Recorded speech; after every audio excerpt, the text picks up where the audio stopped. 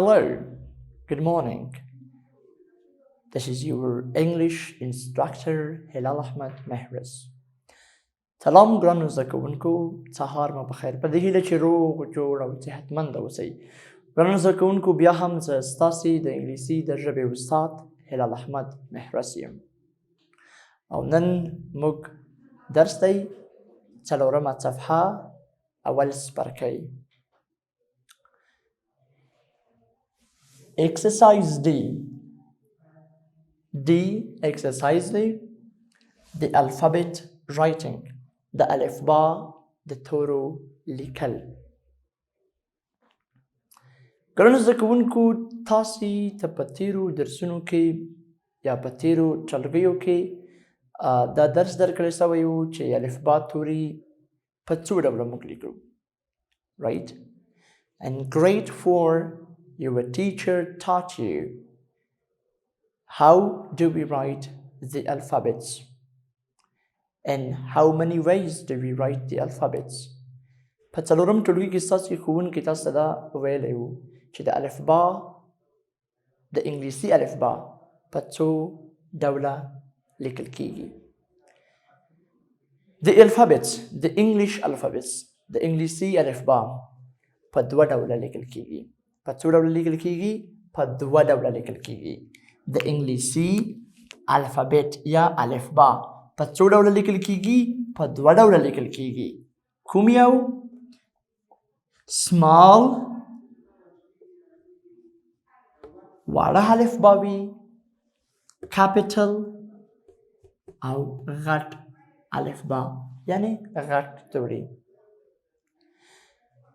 د انګلیسي الفبا یعنی capital letters، د انګلیسي غټ توري، غټ حروف د انګلیسي د کتابچو په دریو پاسنیو خطونو کې لیکل کیږي. د انګلیسي د کتابچو په درې پاسنیو خطونو کې. انګلیسي کتابچې 4 کرښې لري او غټ توري د دغو دریو پاسنیو کې لیکل کیږي لکه A. سمه ده؟ خو واړه توري بیا د انګلیسي د کتابچو عموماً په دوو منځنیو کرښو کې لیکل کیږي. په دوو منځنیو. ځینې حروف په 3 لاندنیو کرښو کې لیکل کیږي او ځینې حروف بیا هم په 3 پاسنیو کې. لکه د بي توری، که چیرته د بي توری غټ وي نو موږ یې په 3 پاسنیو کرښو کې لیکو، خو که چیرته د بي توری موږ وړوکی بي لیکو بیا یې هم موږ په 3 پاسنیو کرښو کې لیکو، خو په مختلف شکل، په مختلفه بڼه، وړوکی او لوی بي. ګرانو زده کوونکو، تاسو په خپلو کتابچو کې د انګلیسي الفبا English alphabets د انګلیسي الفبا په خپلو کتابچو کې ولیکئ په دوه ډوله، هم واړه او هم لوی. لکه څنګه چې ما تاسو ته وویل چې د انګلیسي غټ توري د انګلیسي کتابچو په 3 پاسنیو کرښو کې راځي او واړه حروف ځینې عموماً په 2 منځنیو او باقي په 3 لاندنیو او 3 پاسنیو کرښو کې راځي. Now after this، له دې نه وروسته ګرانو زده کوونکو موږ exercise E. اوس راځئ exercise E ته ځو. کوم exercise؟ خپلو کتابونو کې وګورئ 4مه صفحه E exercise. Exercise E. What do we have in exercise E? په exercise E کې موږ vocabulary لرو. څه شی لرو؟ vocabulary. بیا هم د قاموس په اړه غږیږو، د ژبې د لغاتونو مجموعه معنا vocabulary. په دغه vocabulary کې، په دغه exercise کې موږ څه شی کوو؟ په دغه exercise کې موږ د شمیر، د عاداتو د لیکلو په اړه غږیږو. Right? We are talking about numbers. موږ د شمیر په اړه غږیږو. In this lesson، په دغه درس کې I'm gonna teach you from 1 to 26. په دغه لوست کې موږ له یو څخه تر 26 پورې اعدادو په اړه خبرې کوو. له یو څخه تر 26 پورې د دغو اعدادو په اړه خبرې کوو چې موږ دغه اعداد څنګه لیکو. Dear students, I'm gonna teach you something that you will be able to write numbers from 1 or from 0 to million or billion, right? It's very simple. That is زیات ساده دی. زه تاسو ته یو څو مهم ټکي وایم او د هماغه ټکو په عملي کولو سره تاسو کولی شئ چې له یو څخه تر 26 نه بلکې تر ډیرو پورې د اعدادو لیکل زده کړئ. Let's start from 1. راځئ چې له یو څخه یې شروع کړو. وګورئ 1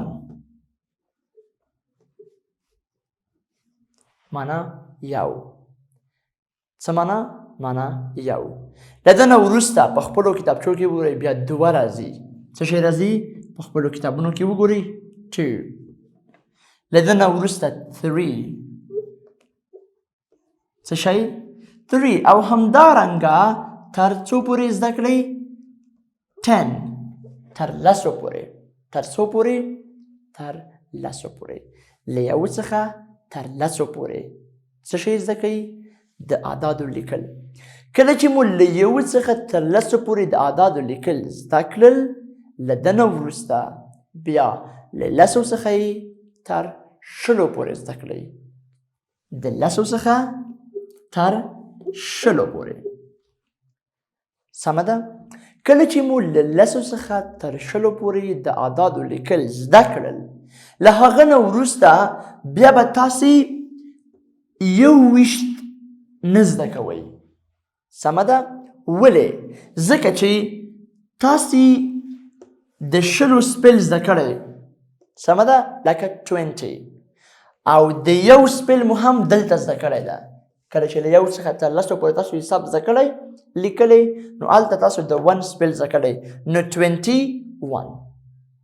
خو یو څه باید زه تاسو ته یادونه وکړم چې څه شی مهم دی. کله چې شمیر له 20 څخه زیات شي، تاسو هایفن دغه شی د مرکبو اعدادو په منځ کې استعمال کړئ، لکه 21. ګورئ دا مې استعمال کړ 20 او دا دی 1. 21.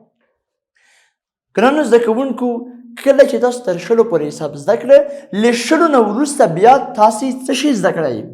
د 10 سپل زده کړئ. 30. After 30 40. After 40 50. After 50 60. After 60 70. And after 70 80. After this 90. 90 پورې مې زده کړه که نه؟ نو کله چې تاسې 90 فقط د 90 سپل زده کړئ 90. 91 2 3 دغه سپل تاسې ته بیا دلته زده کړئ. 91 د 1 سپل تاسې دلته زده کړئ که نه؟ نو فقط 90 زده کړئ، بیا 1 2 3 4 5 6 7 8 9 تر 99 پورې تاسو لیکلی، ځکه د 1 نه تر 9 پورې تاسو دلته سپل زده کړی ده. له ده نه وروسته بیا تاسې څه شی زده کړئ؟ 100. کله چې مو د 100 سپل زده کړ، له ده نه وروسته بیا تاسو شی کوئ تر 999 پورې ستاسو شمیر زده سو. له ده نه وروسته بیا فقط د 1000 د 0 سپل زده کړئ. 1000. کله چې مو د 1000 سپل زده کړ، نو ستاسو بیا تر 99,999 پورې حساب زده سوی، ځکه 1000 مو دلته زده کړه که نه؟ نو اوس څنګه وایي 99,000 دلته مو 99 زده کړی که نه؟ 90 دلته مو 9 زده کړی، نو 99 سو. صحیح ده؟ د 1000 سپل دلته، نو 99,000. بیا دلته مو 9 زده کړی که نه؟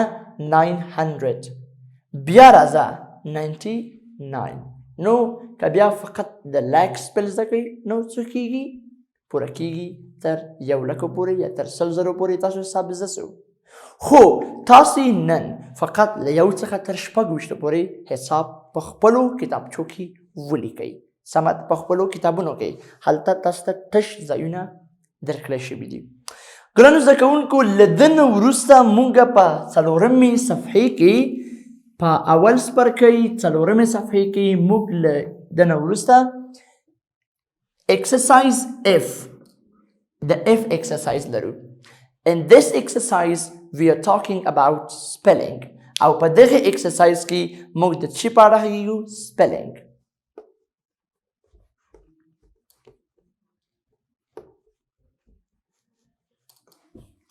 spelling do you know what does spelling mean آیا پوهیږئ چې spelling څه معنا spelling معنا مشق spelling معنا لیکل spelling معنا د یو لغات د لیکلو طریقه یو لغات په سمه توګه لیکل is called spelling یو لغات په سمو حروفو سره لیکل is called spelling موږ د spelling په اړه غږیږو Ahmad like Ahmad is my brother now how do I spell Ahmad زه احمد څنګه spell کوم A-H-M-A-D or how do I spell apple زه څنګه apple یعنی مڼه spell کوم ګورئ A-P-P-L-E